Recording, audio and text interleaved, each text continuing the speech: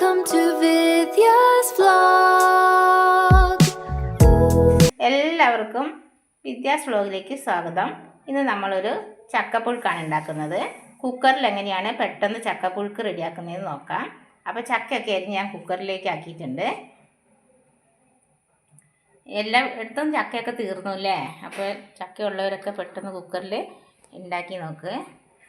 ചക്കപ്പുഴുക്കിന് ആവശ്യമായിട്ട് ഉള്ള അരപ്പ് തയ്യാറാക്കാനായിട്ട് തേങ്ങ ചിരണ്ടി എടുത്തിട്ടുണ്ട്. അതിലേക്ക് ലേശം മഞ്ഞൾപ്പൊടി ഇട്ടു, വെളുത്തുള്ളി, കുരുമുളക്, ചെറിയ ജീരകം, കാന്താരി മുളക്, കറിവേപ്പില ഇതെല്ലാം കൂടി നന്നായി ഒന്ന് ഒതുക്കിയെടുക്കാം. ആദ്യം നമുക്ക് ഈ കാന്താരി മുളകും ജീരകവും കുരുമുളകും എല്ലാം കൂടിയിട്ട് ഇച്ചിരി തേങ്ങയും കൂട്ടി നന്നായി അരച്ചെടുക്കാം. ബാക്കി തേങ്ങയിട്ട് ഒന്ന് ഒതുക്കിയെടുത്താൽ മതി. ചക്കയൊക്കെ അരിഞ്ഞത് ഒരു പാത്രത്തിൽ ഇട്ട് കൊടുത്തു. അതിനകത്തേക്ക് അരച്ച അരപ്പും കൂടി ഇട്ട് കൊടുത്തു. ഇനി നന്നായിട്ട് ഉപ്പ് ഇട്ടിട്ട് നന്നായി മിക്സ് ചെയ്തെടുക്കാം. കുക്കറിൽ ചക്ക പുഴുങ്ങുമ്പോൾ നമ്മൾ അരപ്പെല്ലാം കൂടി നന്നായി മിക്സ് ചെയ്തിട്ട് വേണം കുക്കറിലേക്ക് വെക്കാൻ. അപ്പം നന്നായി അരപ്പൊക്കെ പിടിച്ച് വേകും.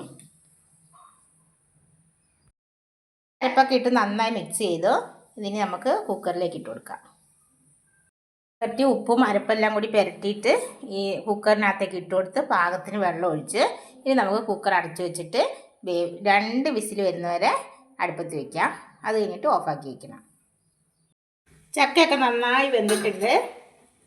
ഇതിൽ നന്നായി വെന്ത് വന്ന് കുക്കറിൽ വെക്കുമ്പോൾ നന്നായിട്ട് കുഴഞ്ഞ് കിട്ടും നമുക്ക്.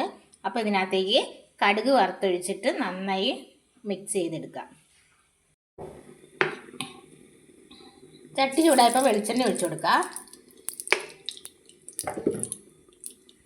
ഈ കടുക് ഇട്ട് കൊടുക്കാം. പൊട്ടി വന്നിട്ടുണ്ട്. ഉള്ളി ഇട്ട് കൊടുക്കാം.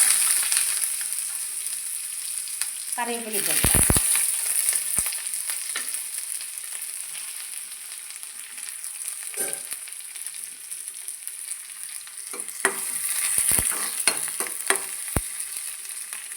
നന്നായി മൂത്ത് വന്നിട്ടുണ്ട്.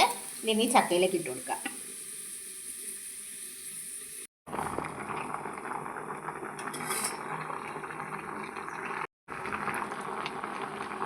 ചക്കയിലേക്ക് ഇട്ട് ഇനി നന്നായി മിക്സ് ചെയ്തെടുക്കാം. നമുക്ക് നന്നായി കുഴഞ്ഞ് കിട്ടും കുക്കറിൽ ചക്കപ്പുഴുക്ക് ഉണ്ടാക്കിയാൽ.